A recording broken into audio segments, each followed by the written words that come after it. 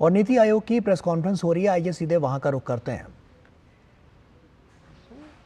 It is the supreme body where states and the center come together to talk about the development strategy for the country, and it meets in the form of Team India. I think there are two things that are of importance about this particular meeting of the Governing Council. First, that it took place very soon after the historic third term of this government. The second is that it retained the focus on Viksit Bharat at 2047. This had been the subject of last year's Governing Council meeting as well. Of course, since then we've been through an important general election, but I think that if it was the purpose of the Honorable Prime Minister when he spoke from the ramparts of the Red Fort on August 15th, 2022, to launch a national debate on how India should use its Amrit Kal of the next 25 years, I would say that first, he has succeeded.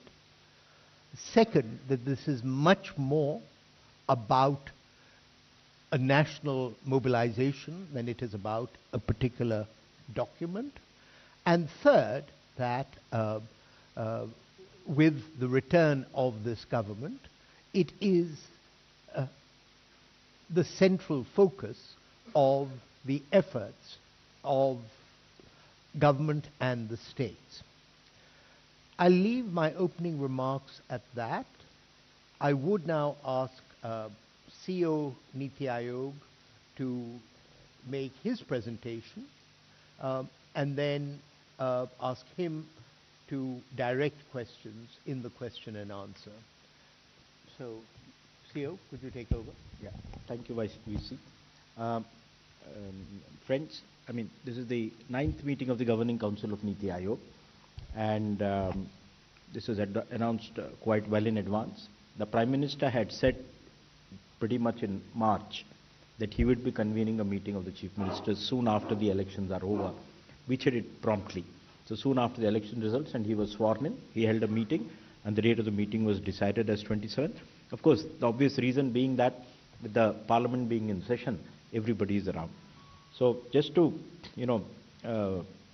get over what may be exciting some of you, what was the participation like? Then that's what I think, so that's the curiosity all around. We had 10 absentees, so let me be very clear. There were 10 absentees and we had 26 participants. All states and UTs put together are 26 in number, 36 in number, minus 10 absentees, we have 26. Who are the ones which are absent? We had absentees from Kerala. That was indicated much earlier. I mean, pretty much early. I mean, probably 10, 12 days ago. We had Tamil Nadu, Karnataka, Telangana, Bihar, Delhi, Punjab, Himachal Pradesh. In the last minute, we had a dropout from Jharkhand and Puducherry for some personal reason. Bihar was having an assembly session till late yesterday evening. So there was no way he could have arrived. That was the reason why Bihar didn't come. The Chief Minister of West Bengal, however, was present, and she was also there.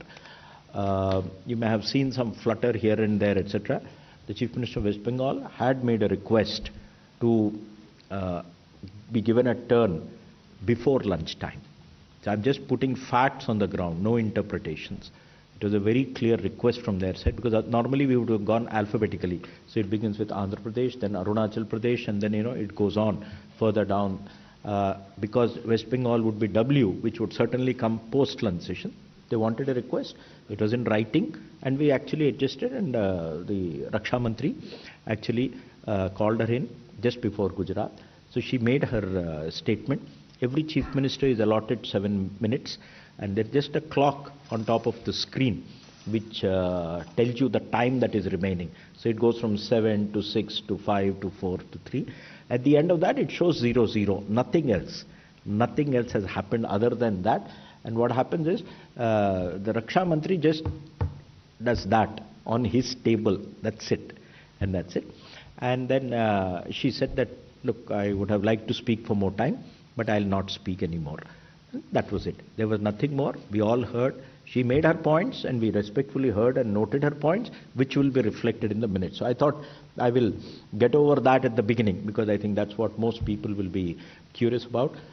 Just to mention the fact, her chief secretary continued to attend, and he was in the room even after she left, because she had to catch a flight to Calcutta. She said that she had an assembly session. That's what she told me, in the morning itself she told me. So that's as far that is concerned. Now coming back, so I'll take about 10 minutes to quickly brief you on the proceedings of the day. The agenda was titled Viksit Bharat, and it had two major items on the agenda. One was an approach paper for preparing a vision document for Viksit Bharat, and the second is the outcomes of the Chief Secretary's conference, which was held in end December, where the theme was ease of living, and certain conclusions were arrived at on 5 sub-themes under ease of living in drinking water, electricity, education, health and land. So those conclusions of the Chief Secretaries were to be discussed and endorsed by the Chief Ministers. There were 2 parts of the agenda. As the Vice Chairman just said,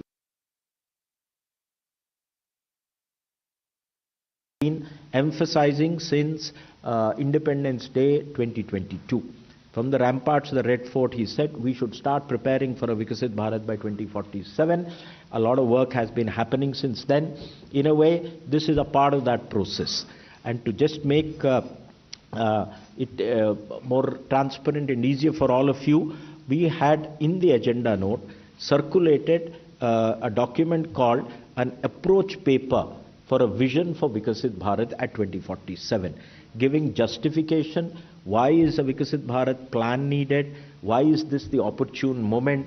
Do you think India has the capabilities? What does Viksit Bharat mean? And what do we all need to do to plan that out? That document will be distributed to at the end of this press conference. I think copies are ready. My officers are there. They will just be distributing it to all of you. Now, a lot of the discussion was on this item. The Prime Minister, in his own opening remarks, emphasized on the need for this. He talked about his own travels around the world. He talked about his experience of G20, and he talked about the goodwill that is there around the world for India, and the need for India, in his own words, to grab the opportunity. And if you don't grab the opportunity, you will lose something which the whole world expects you to do. I think that is something he said. And he said, but a Viksit Bharat, which is a developed India by 2047, cannot be achieved just by wishful thinking. You must have tangible goals which have to be pursued. And he said that the chief ministers have a major role in this, and that's why it was being discussed here. It is because a lot of the action for Viksit Bharat is the collective action of states. So his basic request to all the states is, please develop vision plans for yourself, for each state, because Viksit Bharat at the national level is an aggregation of a lot of Viksit states. And to tell you all, the good news is, over the last year, a lot of states have moved ahead in preparing vision documents. Uttarakhand has one, Uttar Pradesh has one, Gujarat has one, Tamil Nadu has one. In the pipeline, we have Goa, we have Madhya Pradesh, we have Chhattisgarh, we have Orissa, we have Assam, and we have a couple of other states also, Bihar, lining up to prepare vision documents. And I think he made it very clear, why does the aspirational district program or the aspirational block program succeed? It succeeds because it is clear, monitorable, with fixed targets. And if you have fixed targets, you know whether you are on line or not. I think if you want to achieve Viksit Bharat, you should have fixed targets. So he emphasized that please prepare vision plans where you have targets which are monitored. It may not be for this generation, it may be for the next generation, but it's important that you are on the path from now itself. I think that is something he said. And the second thing, and you will get it from the paper we'll be circulating to you, India has demonstrated its capability in actually setting a target and achieving it. Be it in sports in the Asian Games, be it in Chandrayaan, be it COVID vaccines, be it in science and technology, be it in G20, we have demonstrated our ability to leapfrog and deliver what we promise. The nation, the Prime Minister said, is bursting with energy, competence and confidence. I'm translating into English. See, this is what he said it, I was just noting the same, but this is the correct words. Confidence, energy and competence, it's all around. And it's the job of the leadership of the country at the national level and the state level to fulfill the hopes and aspirations of the people of India. And he said this is a golden opportunity. The second point he said is, it's not by throwing money alone that you can get everything. Money is often not the constraint. It's how you use the money, and more importantly, it's good governance that is necessary. And whether you want to succeed locally or globally, it's good governance and acting together which can take us to the outcome. He also talked about the positivity that is there for FDI around the world towards India. He wanted states to compete with each other to attract FDI into the country. So that, and he wanted a template to be prepared about how good states are. And the specific word he used is an investor-friendly charter.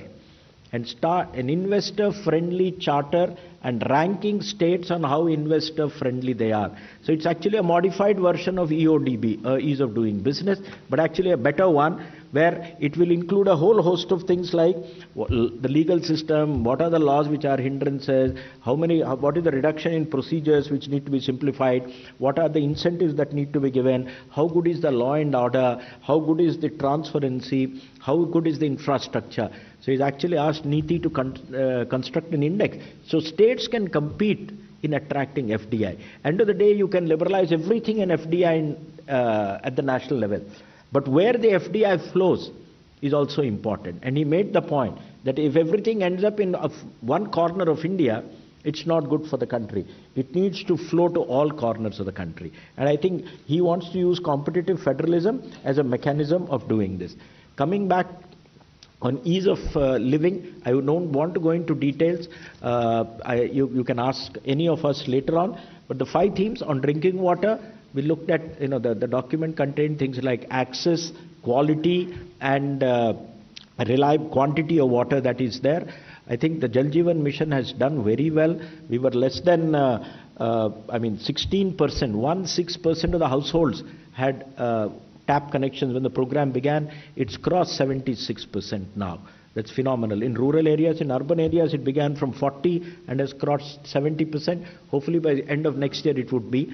The Chief Secretary's conference that discussed, that was on the agenda here. A lot of Chief Ministers spoke about how they are doing in drinking. For example, the LG of J&K said that by December we will be 100% covered by household tap connection. There were discussions on quality, there were issues on maintenance. End of the day, it's not just the tap. Water has to flow and it has to flow continuously. I think those were discussed.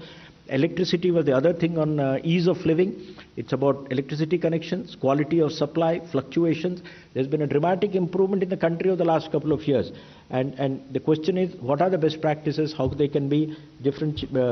Chief Ministers had a lot of things to say on that.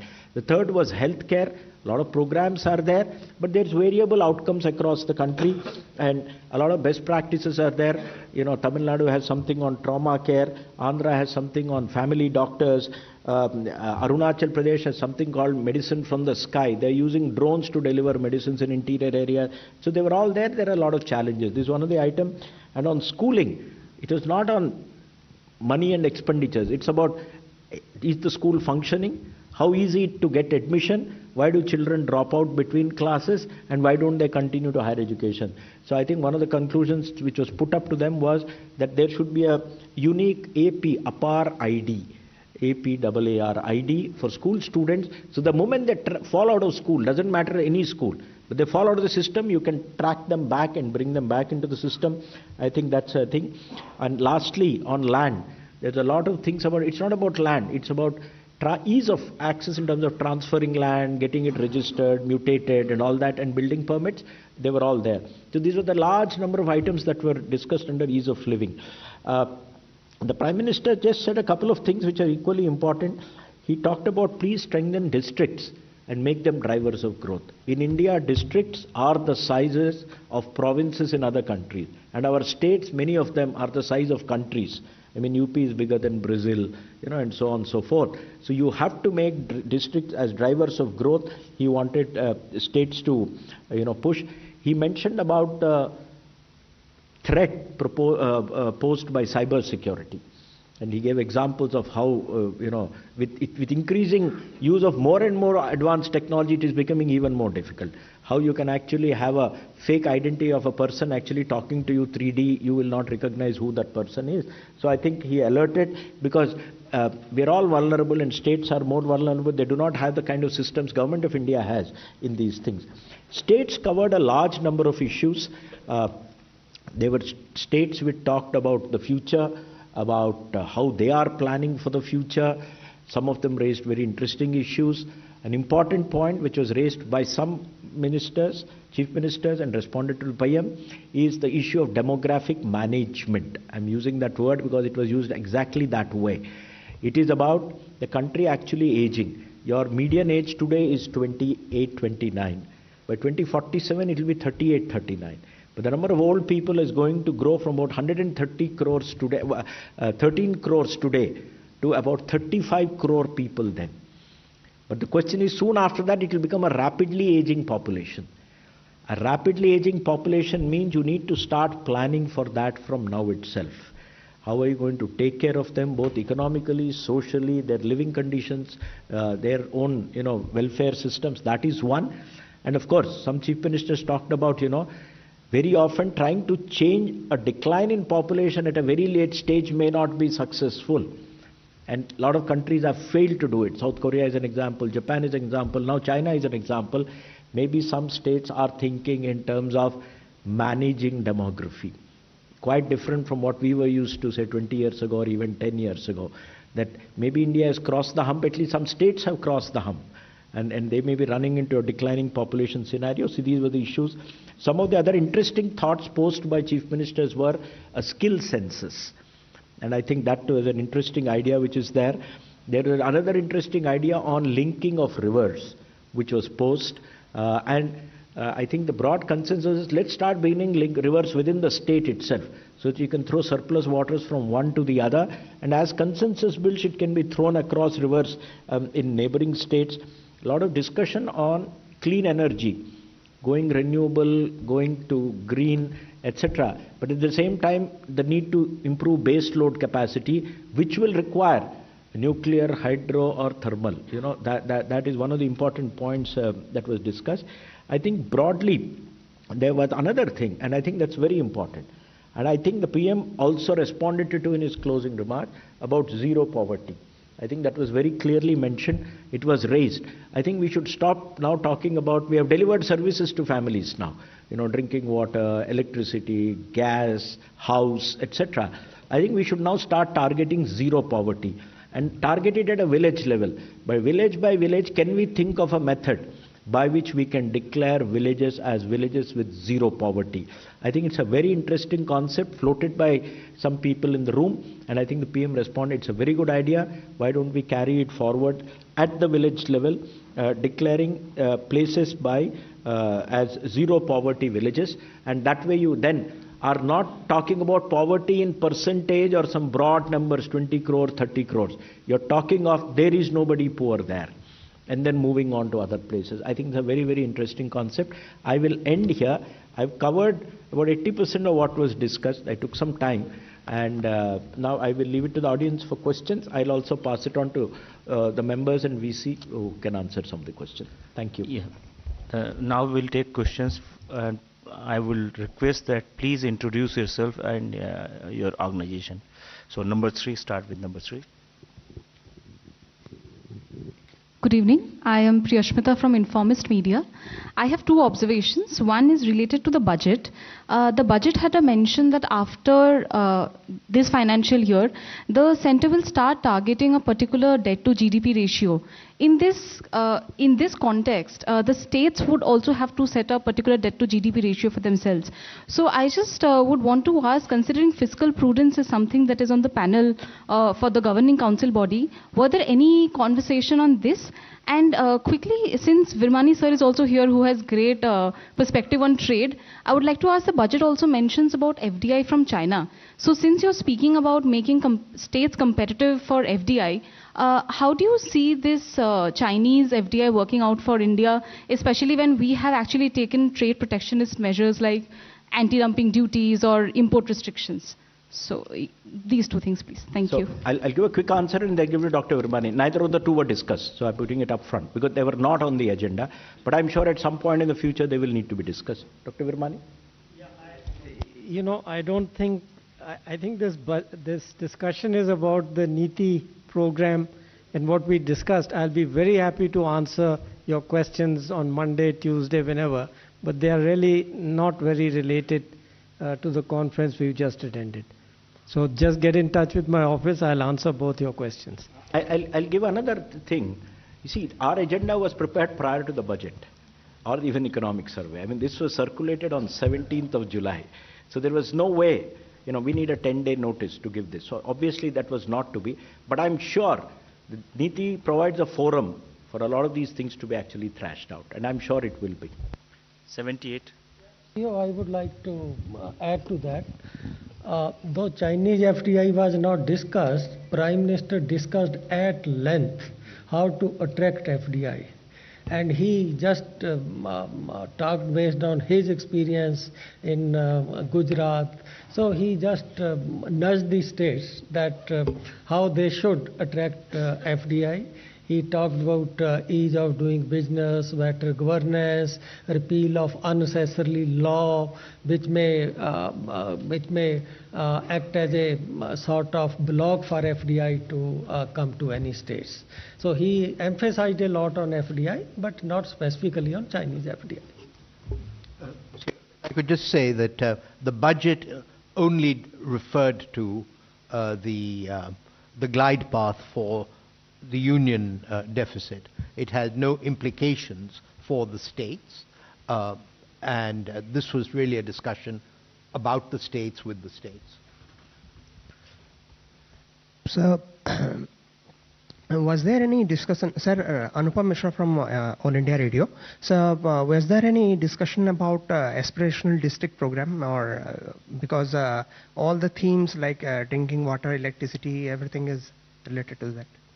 Yeah. So last time aspirational districts figured very, right at the center. This time they were not on the agenda. You don't want the same thing every time. But it was clearly mentioned very early on by the PM in his opening remark that the aspirational model works because you have clear monitorable targets. There is transparent monitoring on a dashboard that enables people to perform. He was basically saying that approach should be adopted. So as and when a vision document is released, it will come with monitorable milestones. So at least you can measure, are you on track or not? I was very clear. He also said that all actions that are to be taken now onwards, once a vision is in the public domain, should be aligned with that vision. 123. Sir, this is Girish from Mint. Sir, by when is the vision document likely to be ready? And once it is ready, what is the plan for implementation, given that some of the important subjects like land, health, education, etc. Are in the state's domain? Okay.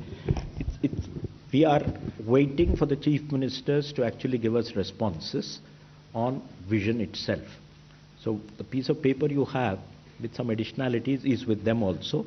So we will give them about 2 weeks or so, or 3 weeks to send responses and ideas and thoughts. They've been asked three simple questions. What do you think Viksit Bharat should look like? What do you think is the strategy to reach there? What do you think is critical for your state also to reach there, etc.? Once that comes, that will have to get compiled. So you give us a month or month and a half to get that. sir. Brinda from Hindustan Times. So my question, of course, you have mentioned that a lot of states did not participate, but speeches and papers are given by these states beforehand. So were the states that boycotted the meeting then submitted the paper? And if they haven't in case, then how is Niti Aayog then going ahead and planning development for these states if they continue not to participate in these meetings? Okay. So, as I said, we had a lot of last-minute dropouts. So, I have speeches of some states who have not participated also. I have a speech of Jharkhand with me, I have a speech of Pondicherry with me. So, not all have dropped out for, boycott reasons, so something would have happened last minute or whatever. So, we have that. So, we are anyway analyzing those. For those who did not participate, I always say in these things, it is their loss if they are not there. The room is richer if they are there, both for us and for them. Two, nobody is going to be excluded because they are not going to participate. We have one nation end of the day. 95. I'm Ashumi from The Print. I wanted to ask, one of the internal challenges that the approach paper talks about is bridging the rural-urban income gap. Also, one of the tangible goals in the paper talks about to become a developing nation, how, the per capita income needs to rise 8 times. So, in a meeting, did the Chief Minister, did the states discuss how are they planning, what are they doing to, meet these tangible goals? And the second question is, when some 10 states, representative from 10 states, the CMs, don't come and are not part of the governing council meeting. So does it impact the implementation of these goals? Because ultimately it's the states who have to kind of implement these goals, work on this. So how does the center-state dynamics work in a situation like this? Dr. Chan, आप कुछ बोलेंगे? I'll answer. This urban-rural economy need to be seen with a different kind of lens. If overall economy is growing, you will find that rural is also growing, because today more than 50% of manufacturing happen in rural area. So it's not that economy is growing and rural is not growing.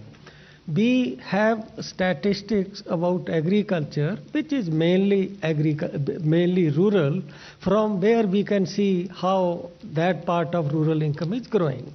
As far as services and industry are concerned, their division between rural and urban we get only when there is a change in base. The last data we have on 11-12, the next data will be available when there is again change in base, that is expected to be 24-25. So this is one reason that you can't, in terms of these definite kind of disparity between rural and urban, but when we are saying that agriculture performance should be improved, about which Prime Minister spoke even today.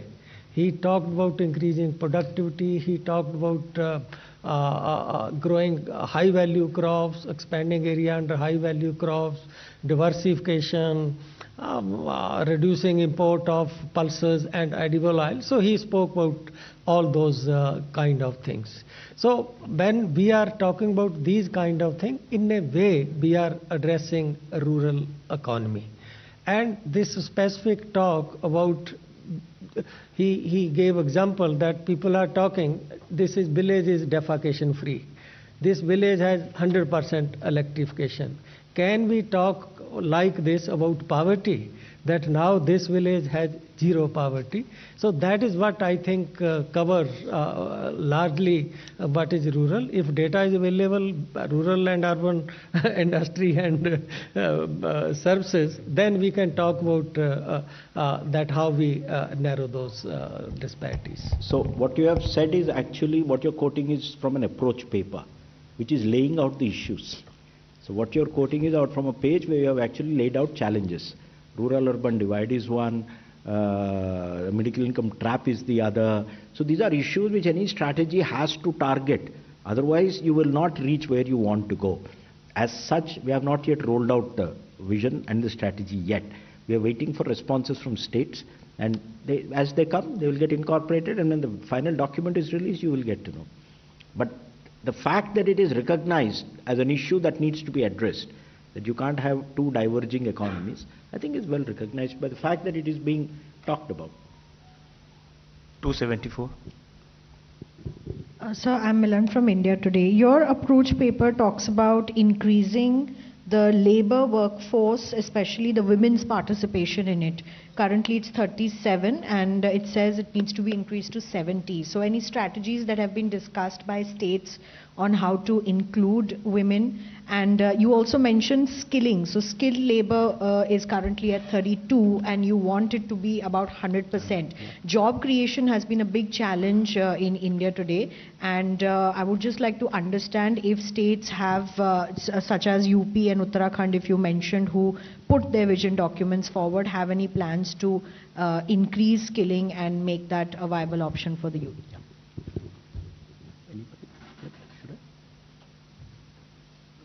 So I think a lot of chief ministers mentioned women's programs. I think much of it was an appreciation of the government's programs on women. For example, the entrepreneurship program. There was also mention of the skilling programs, etc. I think so far the focus was on the existing programs. As CEO has said, and I think VC also said, the future part of it, you have to give them time to think about and think of new ways of doing it.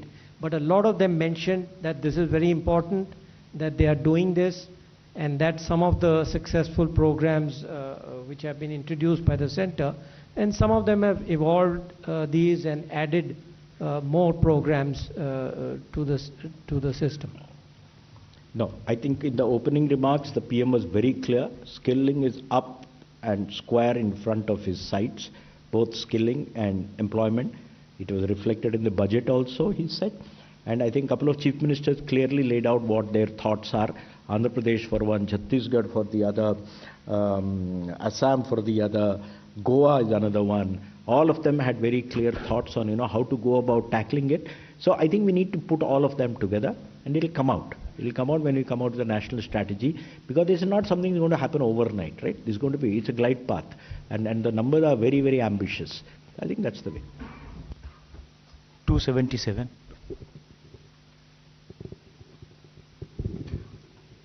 Sir, till now we are hearing about the need for a population control measures. Can you introduce yourself, sir? My name is Premangshu from Anand Bazar Patrika. Till now we are hearing about the need for a population control measures, and now you are talking about this aging problem. So how to deal with that? Have you discussed that? Because we don't have any primary data, because census is not yet done. So that is one thing. And second thing is just one clarification. You said that when West Bengal Chief Minister was speaking and her 7 minutes was over, that Rajnath Singh just tapped the table. And did she register any protest? Because she has said that central government was not ready to hear the problems of West Bengal. Should I? It was very clear. There was no interruption whatever. She spoke, she crossed. For every chief minister who had crossed 7, the tap would be there. And then people would appropriately try to close it up in the next 30 seconds or 1 minute or whatever. So there was no difference in terms of treatment. No mic was switched off. And I think the finance minister has even given a bite or a tweet somewhere on this particular aspect, clarifying it. We were all, I can even, I have noted down what the West Bengal Chief Minister said. I wouldn't have heard it if our mics had been off. I don't think that was the case at all. And I think everybody got a pretty fair hearing. Nobody even, asked her to cut off, actually. There was no conversation on that issue. She decided that, okay, my time is up, and that's it. And she anyway had told us earlier that she would leave immediately afterwards. And as I said, we adjusted her from afternoon to morning at her request only. So, you see, this is a forum where the center and states meet and talk. We are there to listen, actually. And I think and that was done duly. Also have to be respectful of the time for everybody. You have to finish it by some you will be holding this at 8 o'clock otherwise, this press briefing. Yeah. Yeah, you mentioned about population. You see, This is the first time one has even heard the thought being put on the table. Okay, so I'm not naming anybody because in due course people will, start talking about it. There is, the word that is why which was used was demographic management. I think that is the word that was used. They didn't say population control. So demographic management probably means two aspects that, that A, you start planning for looking after an aging population. That's one which I mentioned. It could be economic, it could be social, it could be facilities, infrastructural. The second part, of course, is how do you address? There are parts of India, I think barring 3 states, everybody is below the TFR of 2.1, which is the replacement rate. Or maybe only 2 states are above 2.1. See, that means even Madhya Pradesh and Rajasthan are probably below 2.1. So with that kind of a situation, and there are states at 1.6 and all, at that they are going to run into rapid population declines at some point in future. We are not talking of anything political, we are talking of simple demographic problem. And it was acknowledged in the room that an old a population with a very high median age is a very different society from a population with a very low median age. It looks, feels very different with that kind of a population. So you have to start thinking about it. You go to Japan, the median age is 50. You will see the difference there. I'll just add, we've been looking at the, of course we have talked a lot about what is the global demographic change, but in Indian states, there are states which will be reducing their share of working age population, others which are increasing it. So we have to start thinking of it. We've started doing that. Some of you may have heard I've talked about that internationally, but I think the idea of the persons who mentioned this was this demographic change which is happening and will accelerate in the next 15 years actually. And of course one aspect of that is the aging, but the second aspect is in terms of skills, the kind of jobs which will be created in the states which are declining relatively or in terms of population, working age. It's all about working age population and those which are increasing. So those internal dynamics, etc., we have to start thinking about. 275%. Sir, Prashant Sahu from Financial Express. Sir, my question is that most of the developed nations have few sectors where they have world champions, be it technology or manufacturing, and be it some other sector. So which are the sectors you have identified in India where we'll have some world champions? Otherwise, the scale will not be there to sustain that level of that status for long. The second question is, when are we expecting the full scale of action plan to implement the vision document that you are preparing? If something has been announced in the budget, but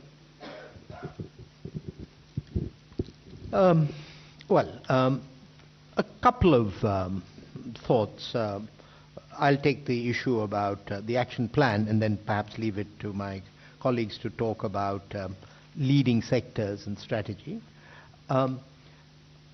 The reality is that no parliament can commit its successors.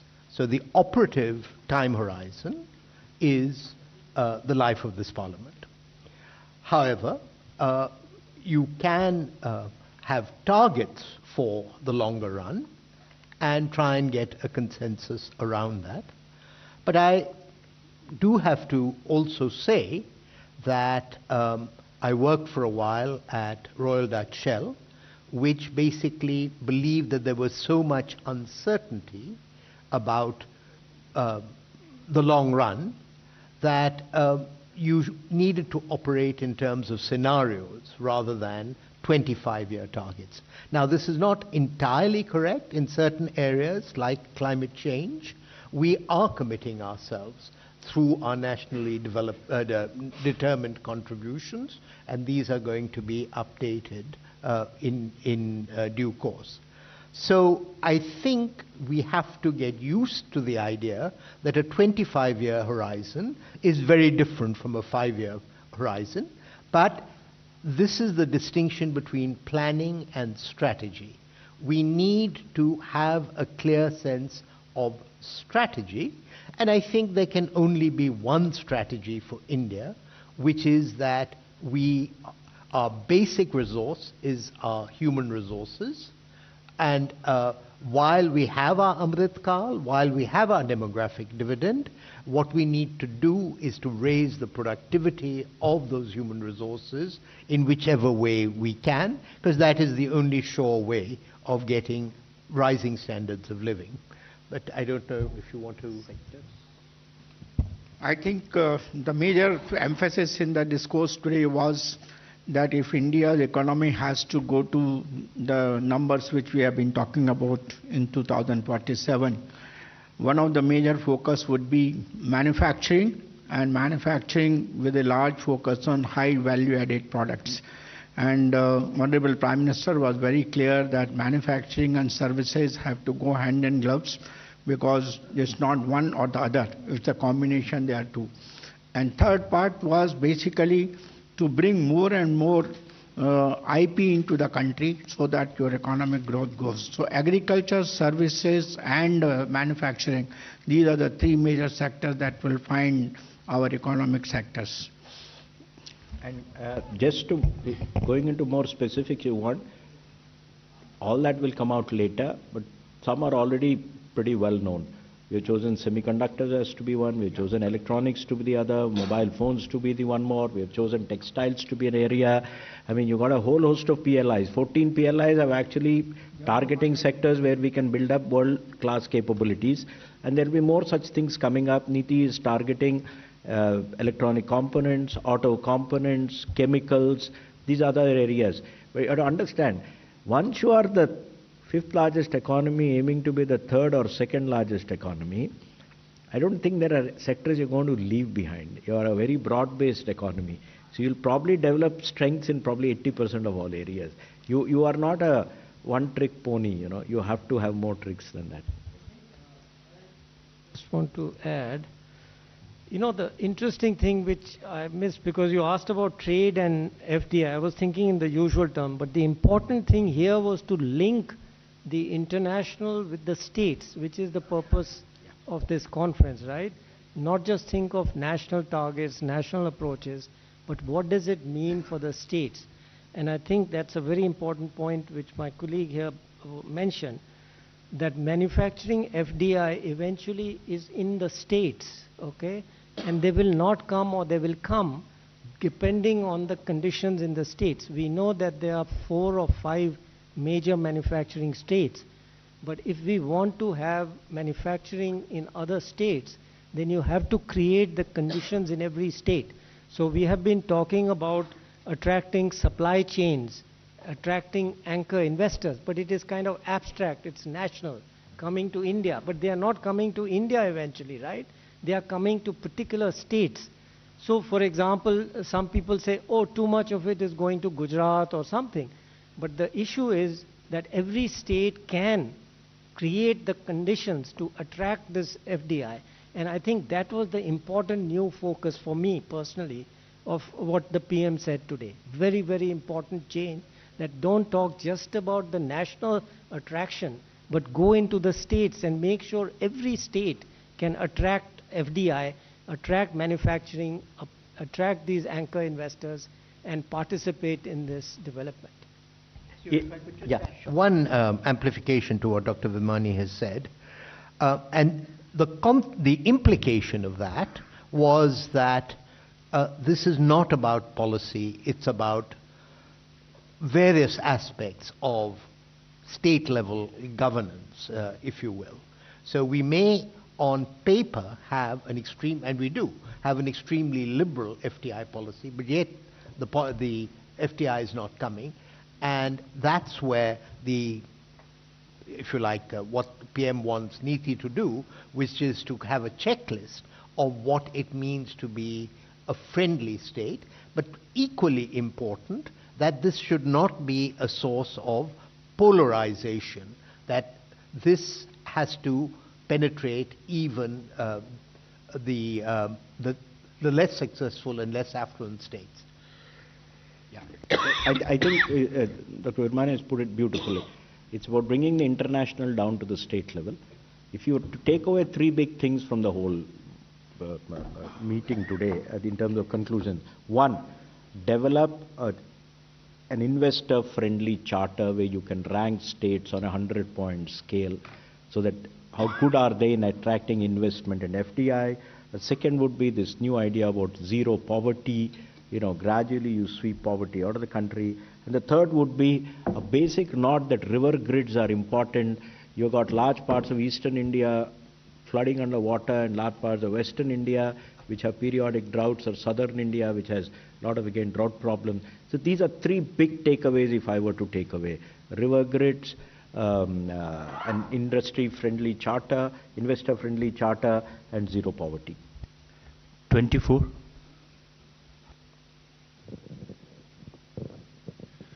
Sir, I'm Arun Dhanta from CNN News 18. My question is that we all know to achieve the target of Viksit Bharat 2047 is something where you need the support of center and states. But what would you say when people like Mamata Banerjee, who's the Chief Minister of West Bengal, says that Niti Aayog does not have powers, it's a toothless tiger, and in fact she's saying that Planning Commission is something which should be brought back in place of Niti Aayog? Look, what answer should I? Okay, fine. You see, that the Niti Aayog exists is a matter of fact, and it's reality. So that is it. Two, it's not that Niti Aayog doesn't have any functions. It has functions. The vision documents of most states which have been prepared with active cooperation sometime by Niti Aayog itself, working with state government officers, etc. It has actually transited into a new roles. It's a question of actually what is past and what is present or the future are very different things, and change is always, disconcerting. What is the change? It is a forum not for distributing money, because that is now done by Finance Ministry, and what the NITI does, it acts as the long-term strategic planning body of the government. It acts as a policy think tank of the government. It acts as a forum where the center and states sit together and discuss issues and generate consensus. And fourth, it is an advisory body on any specific issue with states.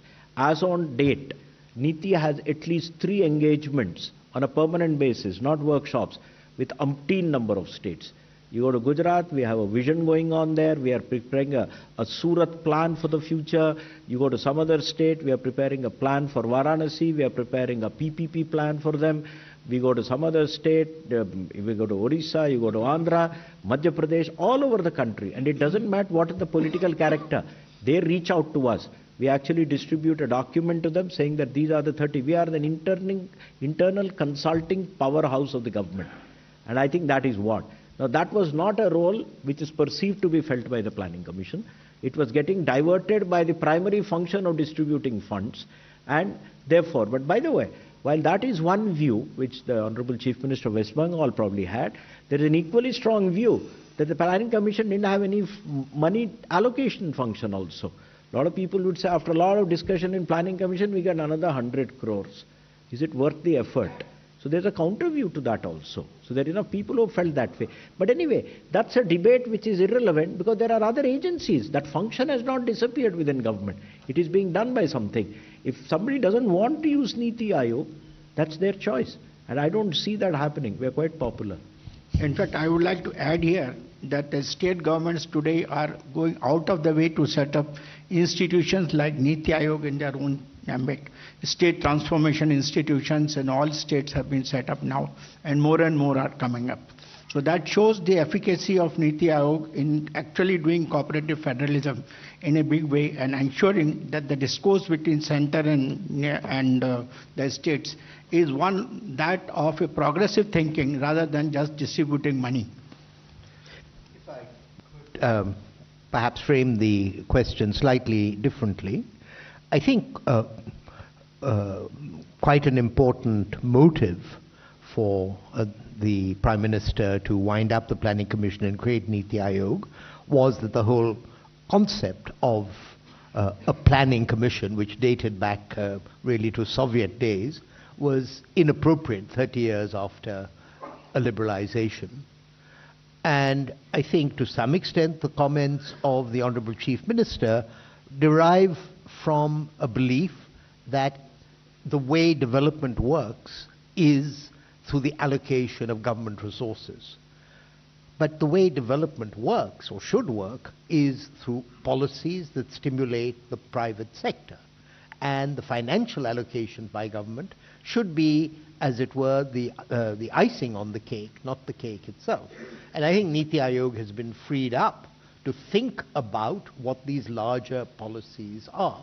I'll just give an example. One of the findings is that Indian firms choose to remain pygmies in terms of employment. And one reason we have a less than satisfactory employment position is that there are all kinds of barriers, self-imposed barriers for firms to take on more employees, in contrast, certainly with the United States. Now, we're not going to get the kind of rising productivity, and the Prime Minister mentioned this, until we get our labor force more into the formal sector. That's not something that government funding can do. That's about policy. Policy at the state level, policy at the national level, and if not Niti, well, I mean, the departments can do it, but it is very much the view of the Honorable Prime Minister. They don't have the bandwidth, they don't have the scope, and that's where Niti should lead. Technical. On fiscal, the Finance Commission raised the state's share of taxes in the central union government's taxes from 32 to 42%. That is the other side of the coin of the funding which Planning Commission used to do of the states. So those are related. It's not, you shouldn't think of them independently. I'm just making a technical point that they go together. That share would not have been raised from 32 to 42% if there was still a Planning Commission giving funds to the states. So we will take last two questions. 244, please. Sir,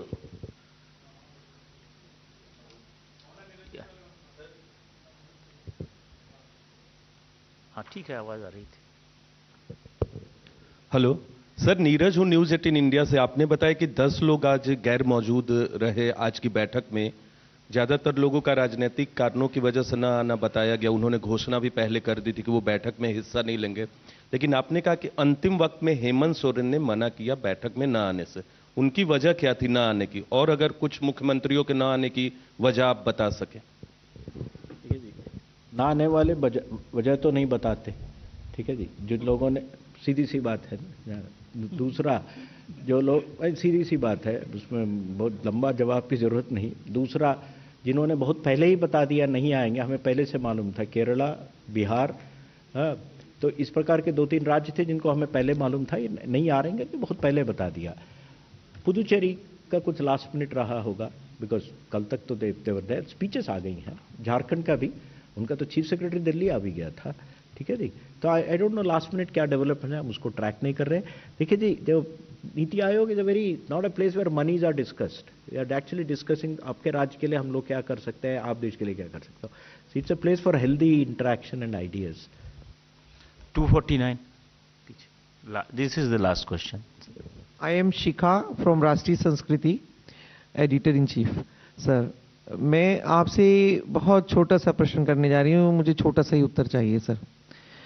पहली बात यह है कि हमारे पास 2047 का हम सपना दिखा रहे हैं, हमारा 2024 चल रहा है.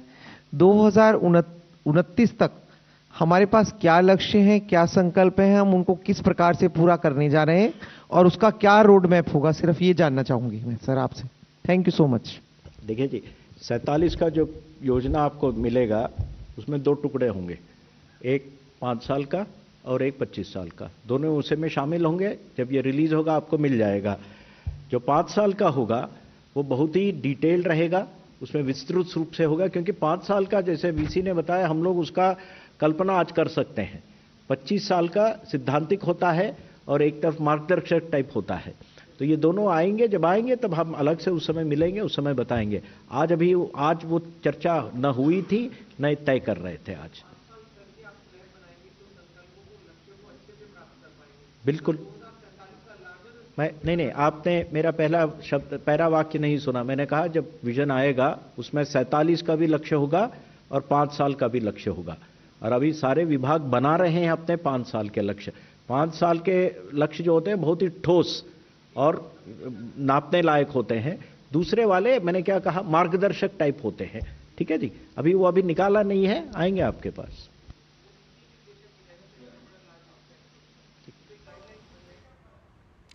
तो नीति आयोग की ये प्रेस कॉन्फ्रेंस आप देख रहे थे। साफ तौर पर जिस तरह से आज बड़ी बातें जो इसमें से निकल कर आई हैं कि कैसे जो राज्य हैं और केंद्र हैं साथ मिलकर आगे बढ़े हैं और जो विकसित भारत 2047 का लक्ष्य है उसको कैसे साकार किया जाए, इस पर ये प्रेस कॉन्फ्रेंस काफ़ी महत्वपूर्ण थी। प्रधानमंत्री नरेंद्र मोदी ने भी जो तमाम बड़ी बातें इस प्रेस कॉन्फ्रेंस में रखी थी, तो इससे पहले जब उन्होंने रखी थी तो उसी बातों को यहाँ पर रखा गया और प्रधानमंत्री के ही जो आगे के जिस तरह से जो उनका संकल्प से सिद्धि तक का 2047 विकसित भारत को आगे बढ़ाने का जो संकल्प है उसको यहाँ पर तमाम इसमें बातें गिनाई गई हैं। और